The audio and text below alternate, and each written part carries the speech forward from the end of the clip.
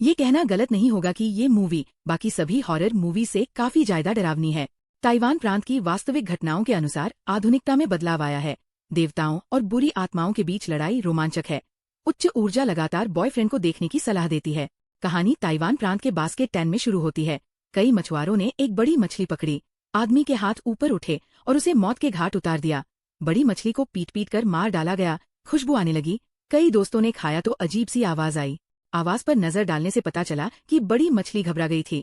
बड़ी मछली एक मानवीय चेहरे को छिपाते हुए भी अंदर की ओर खींची चली गई। जिसने भी मछली का मांस खाया वह एक से अधिक अनियंत्रित उल्टी करता हुआ दिखाई दिया।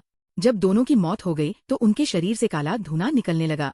उस रात आदमी के शव घर लौटने के बाद अचानक होश उड़ गए। 5 लोगों के परिवार से कोई नहीं मिला। मामले ने तेजी से सनसनी फैला दी। ताइवान पुलिस दबाव में आ गई। केवल ओझा को सांप देवता की आत्मा के शिष्य के रूप में जांच में मदद करने के लिए ढूंढ सकती है। ओझा एक नजर में आदमी के अंदर की राक्षसी दुष्ट आभा बाहर आ गई। राक्षस शरीर का अवतार मानव चेहरा है। यू अचेंग ने राक्षस शरीर को तोड़ने के लिए रात में पूल खोलने का फैसला किया। उनकी बातचीत 2 शरारती बच्चों ने सुनी। फिल्म के लिए सामग्री को पूरा करने के लिए दोनों रात में उपकरण के साथ मंदिर में आए। एक आधिकारिक शुरुआत है। अचेंग ने मंत्र पढ़ा। अपनी मुट्ठी से उस आदमी के सिर पर एक काला धुआं डाला। वो आदमी भी अचेंग का बन गया।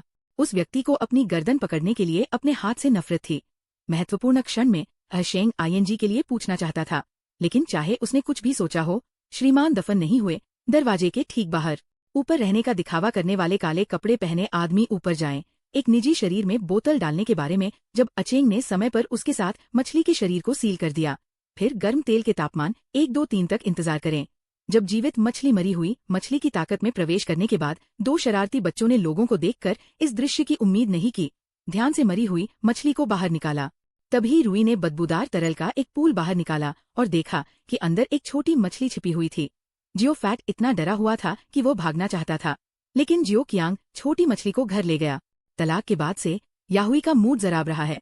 अपने बेटे द्वारा लाए गए पालतू जानवर को देखकर उसने उत्सुकता से चित्र बनाया। शेष पाप खुलते और बंद होते हैं। समय धीरे धीरे नष्ट होता है। आधी रात में एक अजीब बच्चे के जन्म के बाद एक अजनबी अचानक सड़क पर आया और दरवाजा खोला, लेकिन अंदर कुछ नहीं था। महिला ने राहत की सांस ली। दरवाजे से बाहर चली गई और एक आदमी दिखाई दिया। पेट का सहारा लेते हुए घर खाली था।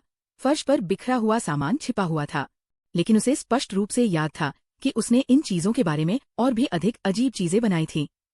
पियानो में दिखाई देने वाली अजीब चीज यू लिन ने कमरे को अचानक गंदा कर दिया था। याहुई ने सोचा कि उसे एक और मानसिक समस्या है। उसने एक मुट्ठी दवा उठाई और उसे अपने मुंह में भर लिया। अपनी ही घुसपैठ में प्रतिस्पर्धा करने वाले लोगों को अब बार बार पीछे नहीं हटना पड़ेगा, फिर से बीच में आना होगा। सब कुछ सामान्य हो जाएगा। आकाश लिविंग रूम की ओर भी भाग सकता है। इस समय लिविंग रूम सामान्य स्थिति में आ गया है, लेकिन पता नहीं चलता कि कब बेटे और पूर्व पति का परिवार बहुत खुशी से मुस्कुराता है, और ये वह मुस्कुराहट जो उसने कभी नहीं देखी थी। अपने बेटे के घर आने तक इंतजार करती रही। याकुई एक शिकायतकर्ता की तरह थी। अपने दिल में डिग्री को आराम दे रही थी। उसकी अभिव्यक्ति विकृत और डरावनी थी। जिया ओक्स्यांग अपना हाथ खोल रहा था और अंदर भाग रहा था, केवल दरवाजा कसकर बंद कर रहा था। रात में याहुई तलाक का समझौता हाथ में लिए हुए बिस्तर पर बैठी थी। जब वो चकित हो गई तो ऐसा लगा कि किसी ने दरवाजे के बाहर एक तस्वीर ले ली है। दरवाजा खोला और कुछ भी नहीं। सालिया को हिलने की हिम्मत नहीं हुई और इसी समय उसके पीछे से एक और अजीब आवाज आई। घर में जियो जिंग लिविंग रूम में आया, लेकिन उसने याहुई की आकृति नहीं देखी। रक्त कौशल के बाद वह बाथरूम में आया और कमल के बीज के पीछे लाश याओं की आवाज आई। कोई व्यक्ति मछली को कच्चा खा रहा है तो स्पष्ट है कि उसकी माँ परी जलती हुई धूप से डरती है और जल्दी से बाहर निकल जाती है और शरीर से भी बाहर निकल जाती है। चेहरे पर भाव लोगों को भयभीत कर देता है। पीछे मुड़कर देखने पर याहुई सामान्य स्थिति में लौट आया। उसकी अभिव्यक्ति उदासीन थी। न केवल उसकी आंखों में क्रोध का एक निशान था। जिया ओक्स्यांग को एहसास हुआ कि वर्तमान स्थिति सही नहीं थी। जल्दी से जियाओयू को वापस मंदिर में ले गया। आशा ने देखा कि उसे पकड़ने का एक तरीका है, जो मछली ने विधि पर धूप को विभाजित करने के बाद जब 2 में से 2 ने तुरंत शारीरिक संपर्क किया तो लोग मी यू ने संघर्ष करना शुरू कर दिया। अचेंग ने अपनी आंखें बंद करने और मानसिक कार्यवाही करने के लिए इस अवसर को जब्त कर लिया।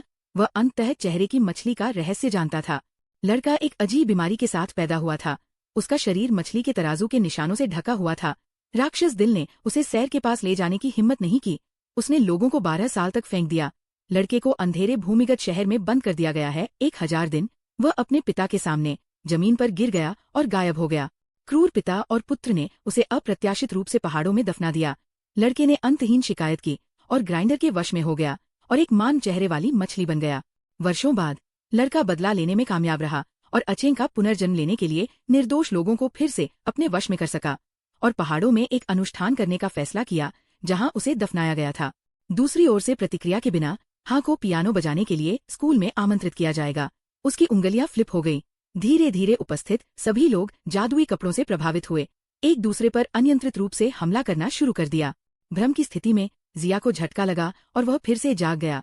एशियाई बैठक चली गई और उसी तरह से फसलें उगाईं। समय पर किसी को रहस्यमय शक्ति द्वारा छोड़ दिया गया था। जब वे फिर से प्रकट हुए तो ये एक अतार्किक थका हुआ बन गया था। गड़गड़ाहट, अधिक से अधिक लोग संक्रमित हैं। अचेंग रुकना चाहता है लेकिन अन्य लोगों के लिए उसका कोई मुकाबला नहीं है और अंततः उसे जबरन बचा लिया जाता है। मंदिर में वापस उसके बेटे के शरीर पर अजीब चोटें दिखाई दी। अचेंग ने सोचा कि मंदिर सुरक्षित नहीं है, इसलिए वह जल्दी से अपने बेटे को पास में मदद मांगने के लिए ले गया। ये पता चला कि अचेंग की पत्नी गंभीर रूप से बीमार थी। उसे बचाने के लिए अचेंग हर दिन ये के पास जाता था और अब भी उसकी पत्नी मर चुकी है। तब से फुवेन ने लॉर्ड टाइगर से संपर्क तोड़ दिया। हालांकि आप स्वयं ही तापमान पूरा कर लेते हैं। अपने पिता के मार्गदर्शन में आह चेंग ने अंततः इसे नीचे रख दिया। दूसरे दिन जिया ने आह चेंग को पाया और अपनी मां को खोजने के लिए उसके साथ पहाड़ पर जाना चाहता था। वह आया और जल्द ही लड़के के शरीर को खोदा। जब आह चेंग अपने जीवन में लड़के को मारने वाला था तो जिन भाइयों को मारा गया था वे असमंजस में दिखाई दिए। छोटे और मध्यम आकार के मजबूत आदमी ने अपनी मां की आकृति को देखा, पूरे रास्ते उसका पीछा किया और अंत में याहुई की उपस्थिति को एक घर में भूत होने का नाटक करते हुए अपनी मां को देखते हुए पाया।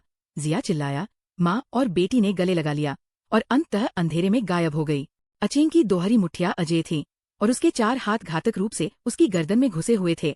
महत्वपूर्ण क्षण में उसने अपनी आखिरी सांस ली और अपने दांतों से आमंत्रित मंत्र का जाप किया। पीसने के कुछ ही दौर के बाद आह चेन ने सभी भ्रष्ट भाइयों को हरा दिया और उन बच्चों के पास गया जो बेहद अनिच्छुक दिखाई दे रहे थे। फिर भी उसने अपने हाथों से इस खूबसूरत तोप की छाया को तोड़ दिया।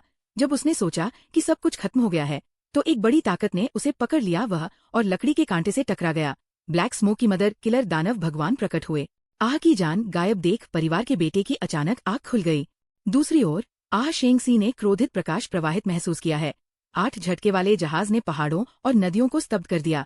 दैवीय शक्ति और बुरी आत्माओं के बीच टकराव ने आखिरकार बुरी आत्माओं की वापसी के साथ कहानी समाप्त कर दी।